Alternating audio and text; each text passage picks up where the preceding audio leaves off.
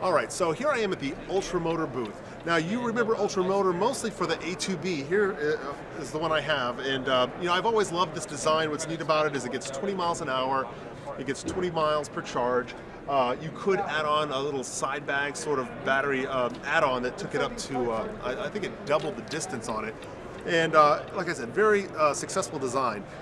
So I came by the booth to find out what tricks they have up their sleeve for 2010. So if you'll step over here, Eric, go ahead and come on this side, Case. We want to take a look at this one. So Eric, tell me about this one. This one here, or this has got bigger wheels, obviously. It's more of like a... Come on in, Brent. more like a mountain bike, or... Right, so we wanted to go with, this is the A to B Velocity, so it's our newest product. We wanted to go with something that looked a little bit more traditional bicycle. A lot of the old electric bikes that are out there, it looks like just a motor and a battery strapped to a frame. So we wanted to do a traditional bike that still looks like a bicycle, but is obviously electric powered. So the big difference between this and the A to B is obviously the frame size is a little different. We've got 26-inch wheels on this bike. There's actually no battery laced into the down tube this time. We have the rear secondary battery as the main power source. So the benefit here is that now if you've got a lot of stairs, if you're not able to take your whole bike in and charge it, you can lock it up, remove the battery, take it up to your condo, up to your apartment, charge it up, bring it back down, and use the bike. Nice. It's the same exact propulsion system that's on the A to B. So it's a 500-watt brushless motor. It's just as fast, just as torquey, but it's a different. Obviously, it's now a different design. Yeah. No, I think it's great. I like the color. I've always liked the shape of the Ultramotor products. And something else I noticed for 2010, what we got going on back here. Right. Let's just step it back onto the moped, as you call it, a noped. The noped, yeah. Right. Yeah. So this is the new A to B Excel. And this is an actual motor scooter. It's classified as a motor-driven cycle. So it'll go about 30 to 35 miles an hour for roughly 30 to 35 miles.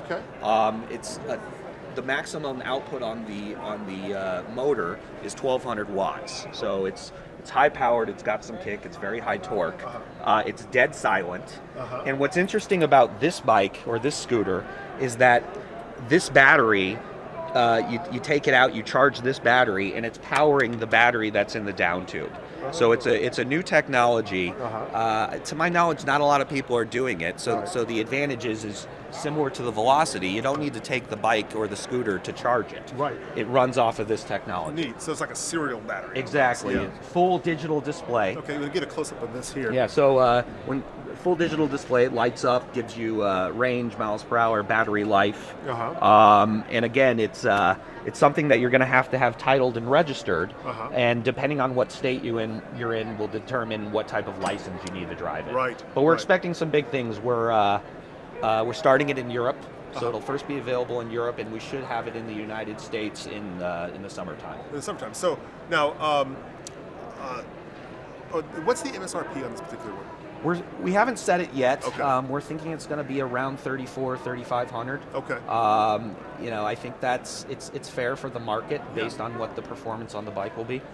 Well, and one thing I want the audience to see, and if you can come in closer, Casey, is like look at the details on this bike. I mean, you can tell the designer put a lot of love into it. I mean, we've got LED turn signals, we've got projection beam, probably LED headlight. You've got braided cable cover, to not make it look so messy. It's got such a nice swoop to the body, and you look at the brakes, and just the machining is really nice. Here it's got footrests that fold upward, like so. They did a very good job on the actual design, again with the frame welds, and the TIG hydroformed aluminum is something that you don't see a lot. Yeah. Well, some really new and exciting products, and I'm glad to see Ultramotor came in to put up a fight, even considering gas prices have gone down a little bit. But I think that you guys are still going to be putting up a good fight when we get $4 a gallon gas again. You guys are going to be knocking it out. We're positioned to be on top, so we expect to. Yeah, cool. Awesome. Thank you very much. Yeah, thanks again.